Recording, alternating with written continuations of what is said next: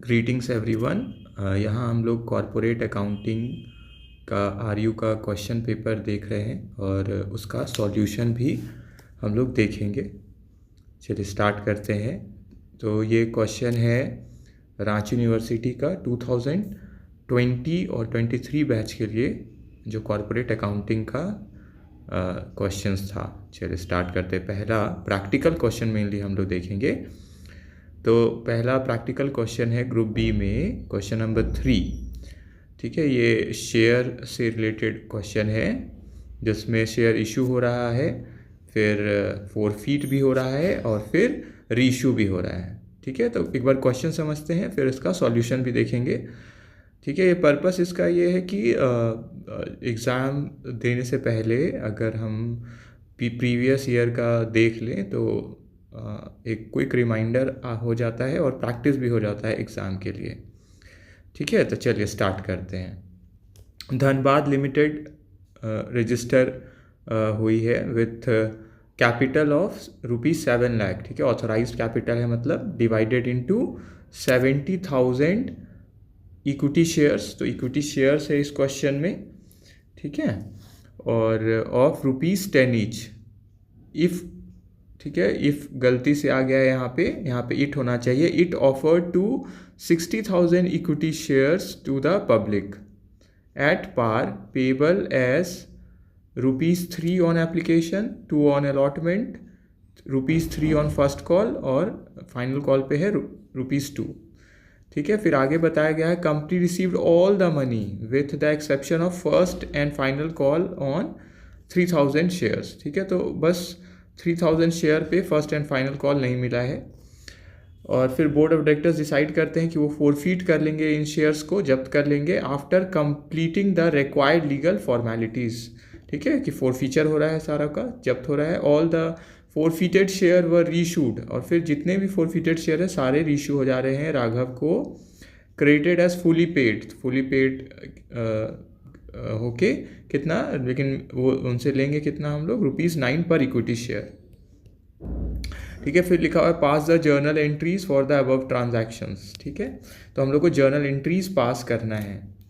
तो यहाँ पे हम लोग देख रहे हैं कि ये इशू भी है इसमें, ठीक है, फोरफीचर भी है और फिर री इशू भी है, तीनों चीज़ इसमें आया हुआ है।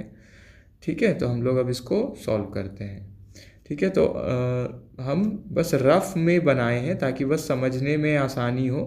ठीक है, तो एक्चुअली में जब बनेगा वो पूरा फॉर्मेट में बनेगा। ठीक है, तो जो आप बनाएंगे date, particulars, LF, debit amount, credit amount, ठीक है, journal entries in the books of, ठीक है, ये पूरा आपको मतलब पूरा फॉर्मेट में देना है। यहाँ बस हम बस एंट्रीज़ के ऊपर फोकस कर रहे हैं, इसीलिए पूरा कॉलम और पर्टिकुलर फॉर्मेट में ये हम पेश नहीं कर रहे हैं। ठीक है, ठीक है, चलिए तो देखिए सबसे पहला जब इशू हुआ, ठीक है, तो 60,000 इशू हुआ है, तो bank account debit to equity share application होना चाहिए, क्योंकि अभी हमने देखा क्वेश्चन में कि इक्विटी शेयर्स है ना, तो सब जगह जहाँ भी है यहाँ पे हम शेयर लिखे हैं सबके आगे आपको इक्विटी लगा लेना है। ठीक है, तो क्वेश्चन में हम लोग ध्यान देंगे कौन सा शेयर है। अगर लिखा हुआ है इक्विटी शेयर तो हम लोग को इक्विटी शेयर वर्ड यूज़ करना है, प्रेफरेंस शेयर है तो प्रेफरेंस शेयर वर्ड यूज़ करना है। कुछ नहीं दिया हुआ है तो हम लोग भी शेयर बस यूज़ कर सकते हैं क्योंकि स्पेसिफाइड नहीं है। ठीक है,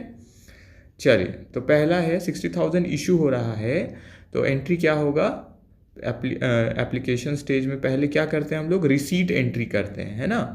तो रिसीट में क्या होता है, पैसा आता है, तो bank account debit to share application, 60,000 shares है, कितना रुपीस में, ₹3 में। ठीक है, तो 1,80,000 हो गया।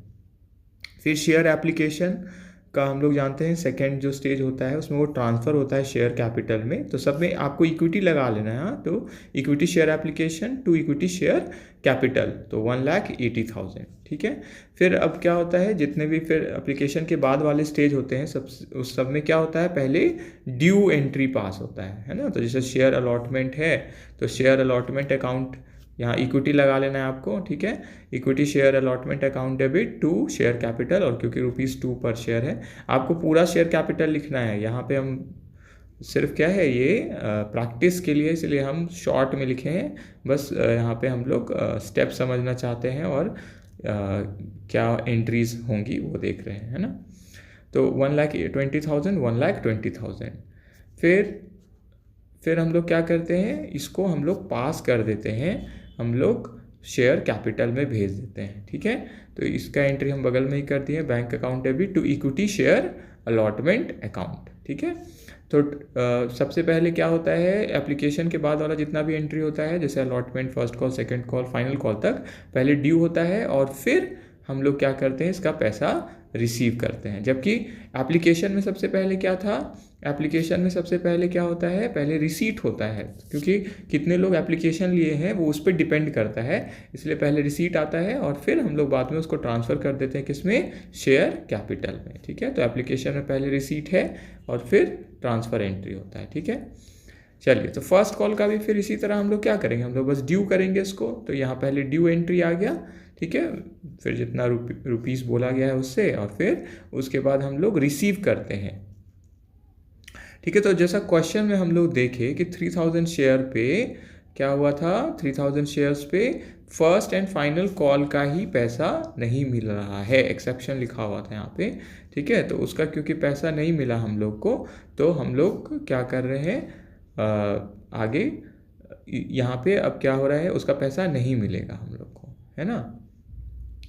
ठीक है, तो अब हम लोग एंट्री में क्या करेंगे, नेक्स्ट एंट्री हमारा होगा बैंक अकाउंट डेबिट, फिर calls in arrears account debit, और क्योंकि पैसा जो नहीं मिला है, ठीक है, तो वो कंपनी क्या है, उसको अभी कंपनी का एसेट बन के रह जाएगा, क्योंकि वो पैसा क्या है, वो मिल सकता है ना।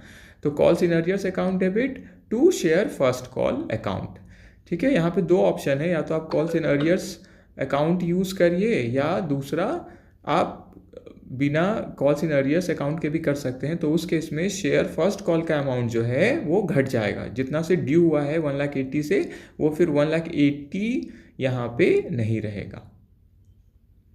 ठीक है, तो वो जितना कम मिला है वो हो जाएगा। ठीक है, तो जैसे 171 ही मिला है तो 171 ही लिखेंगे, अगर कॉल्स इन अरियर्स अकाउंट का यूज़ हम नहीं करते हैं तो। ठीक है,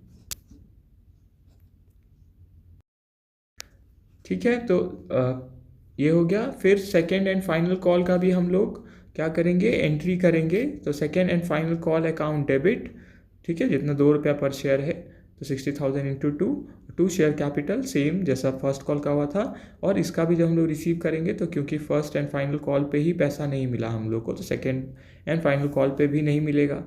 ठीक है, और यहाँ पे क्वेश्चन में देखिए, क्वेश्चन में यहाँ बताया गया है कि क्या हो रहा है, डिसाइड करते हैं फोरफीट करने का।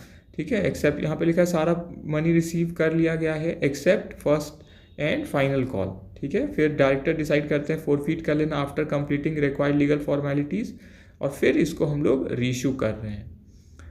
ठीक है, तो फर्स्ट कॉल पे भी नहीं मिला है और फाइनल कॉल पे भी पैसा नहीं मिल रहा है, तो हम लोग सेकेंड वाला भी जो यहाँ पे एंट्री हुआ उसमें भी हम लोग सेम चीज़ कर ली जो फर्स्ट कॉल में हम लोग एंट्री पास किए थे। ठीक है, तो कॉल्स इन अरियर्स इसमें कितना है, 3000 इंटू 2, तो जितना उस स्टेज का है, जितना नहीं मिल पाया हमको, जैसे इसमें ₹3 नहीं मिल पाया फर्स्ट में और फाइनल में 2।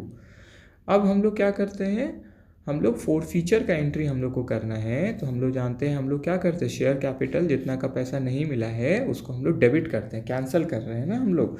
ठीक है, तो share capital account debit to forfeited shares, या शेयर फोरफीचर अकाउंट, दोनों में से कुछ भी लिख सकते हैं, तो बस लेकिन एक बार जो अकाउंट आप बना ले उसी को फिर फॉलो करना होगा।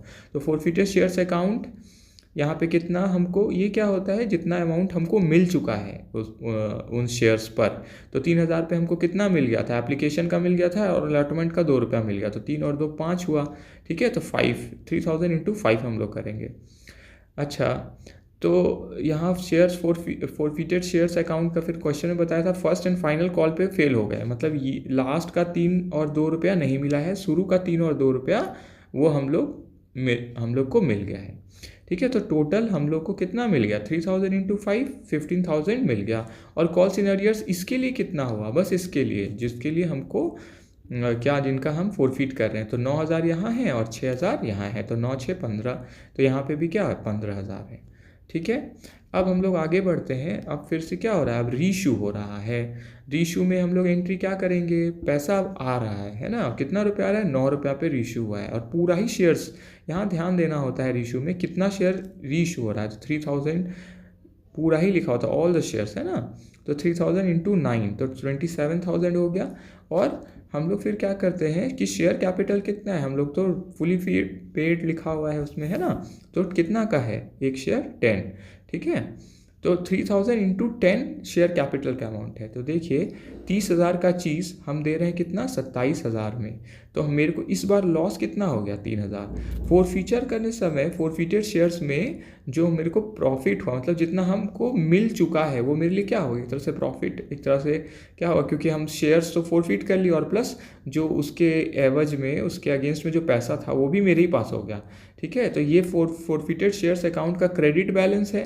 और अभी जितना हमको कम मिला, मतलब 10 रुपया का शेयर था, 9 ही रुपया हमको पर शेयर मिला है, तो 1 रुपया कम मिला है। तो 3000 इंटू 1 मतलब 3000 रुपया हमको कम मिला है। तो ये क्या हो गया, फोरफीटेड शेयर्स का डेबिट बैलेंस, ठीक है। तो इतना हमको लॉस हो रहा है 3000 शेयर्स पे रीशू के समय। तो फोरफीचर के समय क्योंकि हम लोग पूरा शेयर रीशू कर दिए हैं, तो एक्चुअली में अब मेरा प्रॉफिट कितना बचा, तो 15,000 यहाँ फ़ायदा हुआ, ठीक है। और यहाँ लॉस कितना हुआ, 3,000। तो 15,000 माइनस 3,000, तो फोरफीटेड शेयर्स अकाउंट का जो मेरा क्रेडिट बैलेंस पड़ा हुआ है, ठीक है, वो कितना है, 12,000। तो अब हम लोग का रूल क्या है कि जो अगर हम सारा शेयर रिशू कर दिए हैं तो फोरफीटेड शेयर्स अकाउंट का जितना भी बैलेंस है वो क्या हो जाता है, ट्रांसफ़र हो जाता है कहाँ पे, कैपिटल रिजर्व में। तो अब फोरफीटेड शेयर्स का क्रेडिट बैलेंस है, तो ख़त्म करने के लिए क्या करेंगे, डेबिट, और हम लोग क्रेडिट किसको कर देंगे, कैपिटल रिजर्व अकाउंट को। तो कैपिटल रिजर्व को अकाउंट को हम जब क्रेडिट कर दिए 12,000, तो फोरफीटेड शेयर्स अकाउंट का बैलेंस ख़त्म हो गया। तो इस क्वेश्चन में हम लोग को सिर्फ जर्नल एंट्रीज बोला गया है। अगर बैलेंस शीट बनाना होता तो हम लोग बैलेंस शीट भी बनाते, ठीक है। तो ध्यान देने का क्या चीज़ है इसमें कि हम लोग को जर्नल एंट्रीज बनाना है।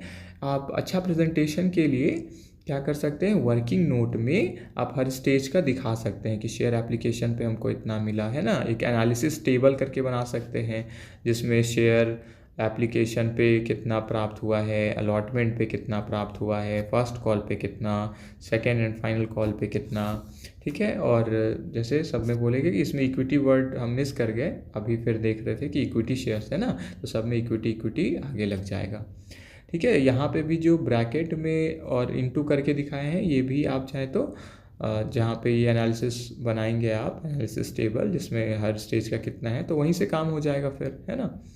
और फोरफीचर वाला भी जो हम लोग यहाँ पे वर्किंग नोट दिखाए हैं, ठीक है, 15,000 माइनस 3,000 वाला, तो इसको भी हम लोग कहाँ दिखा सकते हैं, वर्किंग नोट में दिखा सकते हैं। उससे क्या होगा, प्रेजेंटेशन अच्छा हो जाएगा, ठीक है। Thank you.